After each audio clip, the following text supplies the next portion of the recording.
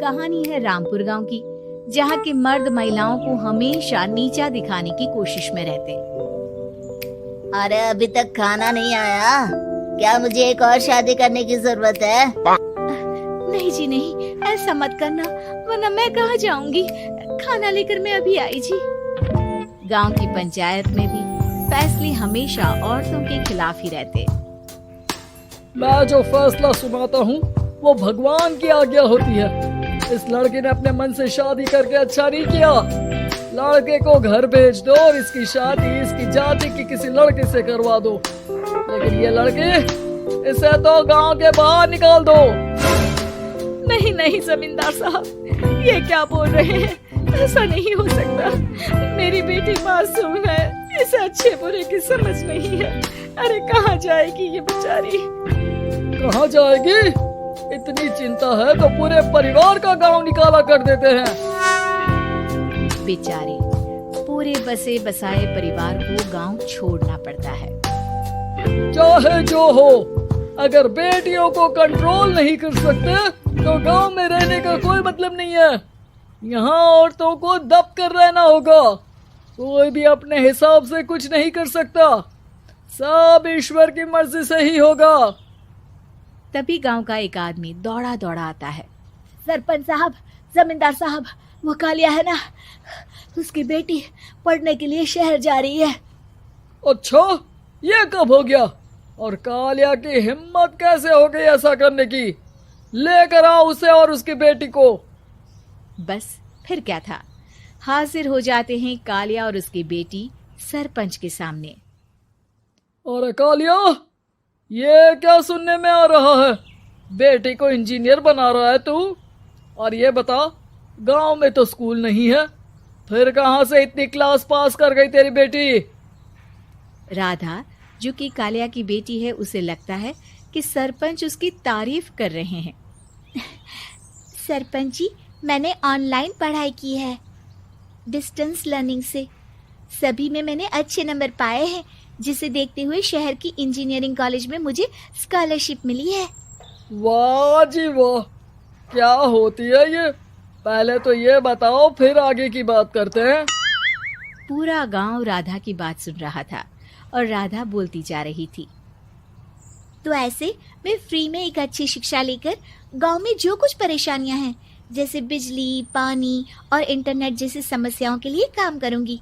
मैं गांव को शहर से जोड़ने के लिए पुल का निर्माण करवाने का प्रस्ताव रखूंगी।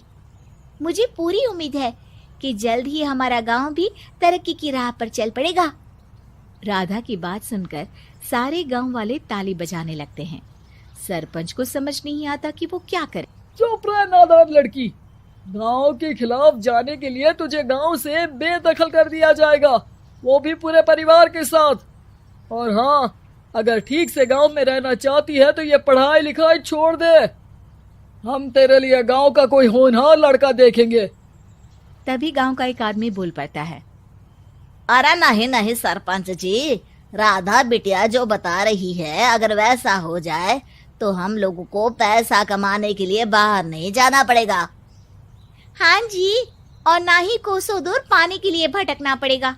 हमारे बच्चे भी अच्छी पढ़ाई कर सकेंगे और आगे बढ़ेंगे, ना कि हमारी तरह खेती करते बैठेंगे। क्यों गांव वालों, राधा बिटिया का साथ देना चाहिए ना। सरपंच देखता है कि गांव राधा के साथ है तो वो चुप हो जाता है। वो घर आकर अपने सलाहकार से बात करता है, जो बहुत ही चालाक किस्म का इंसान होता है। अरे सरपंच साहब, आपको बहुत ही होशियारी से काम लेना पड़ेगा। एक बार गांव तरक्की कर गया, यहाँ के बालक पढ़ लिए तो कोई ना पूछेगा आपको।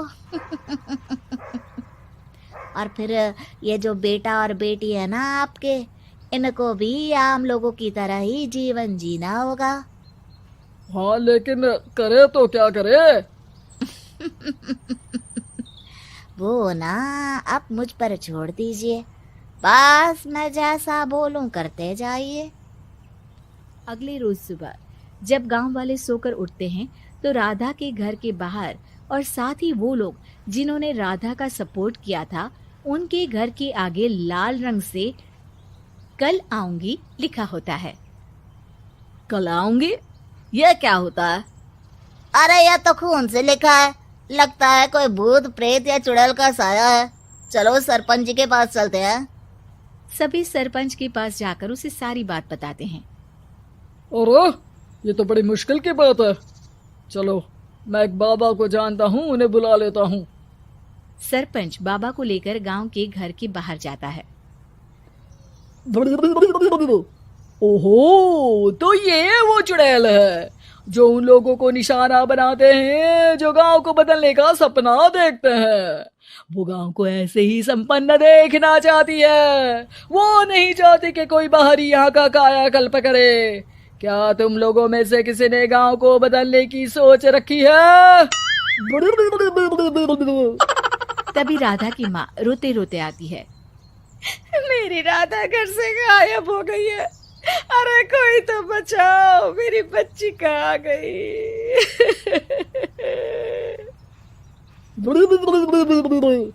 ले गई वो चुड़ैल, तेरी बच्ची को ले गई।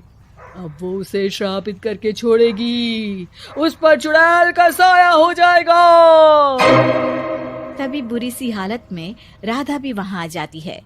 उसके बाल चुड़ैल की तरह फैले होते हैं और कपड़ों में खून लगा होता है। सभी राधा को देखकर डर जाते हैं। माँ, पता नहीं मुझे कौन उठा कर ले गया था। अरे दूर दूर हो जा चुड़ैल, अब हम लोग इस गांव में नहीं रुकेंगे। अरे कैसी बातें कर रहे हैं आप? कल तो आप मेरे भरोसे गांव का हुलिया बदलने, अपने बच्चों को पढ़ाने और तरक्की उन्नति की बात कर रहे थे, तो आज क्या हो गया आपको? ये फिर तुम लोगों को बहकाएगी। ये चुड़ैल गांव में आ चुकी है, ऐसे ही ये तुम्हारे घर के बच्चों को भी ले जाएगी। गांव वाले राधा को गांव से बाहर निकाल देते हैं। उसके माँ बाप रोते रहते हैं, लेकिन गांव वाले नहीं मानते। मैं भी अपनी बहन के साथ गांव के बाहर रहूंगा, लेकिन वो पढ़ाई नहीं छोड़ेगी। वहीं सरपंच के घर पर सलाहकार कहता है। देखा, सांप भी मर गया और लाठी भी नहीं टूटी। लेकिन अगले ही दिन सरपंच के घर के बाहर भी वही शब्द लिखे होते हैं। और फिर सरपंच की बीवी कहती है, हमारी बेटी को किसी ने अगवा कर लिया है। तभी राधा का भाई वहां आ जाता है। अरे गांव वालों, मैंने सरपंच जी की बेटी को देखा था। वो चुड़ैल उसे उठाकर ले जा रही थी। अरे क्या मजाक कर रहे हो? नहीं नहीं सरपंच जी, आप नहीं जानते। वो चुड़ैल अब आपकी बेटी में आ जाएगी, जैसे राधा के अंदर आ गई थी। तभी सरपंच की बेटी वैसी ही हालत में वहां आती है जैसे राधा आई थी। पापा, पता नहीं कैसे मैं गायब हो गई थी। चुड़ैल, इसके अंदर भी चुड़ैल का साया है, मारो इसे। अरे नहीं नहीं, इसे भी राधा के पास गांव के बाहर ही भेज दो। अरे चुप रहो, मेरी बेटी कहीं नहीं जाएगी और चुड़ैल वुड़ैल कुछ नहीं होता है। अरे कैसे बात कर रहे हो सरपंच जी? आप तो बोल रहे थे कि आपका फैसला भगवान का ज्ञान होता है, तो अपने पर बात आई तो अब आप ऐसे बोल रहे हैं। अरे ना ना ना, आपको अपनी बेटी को त्यागना ही होगा। अरे बुलाओ बाबा को।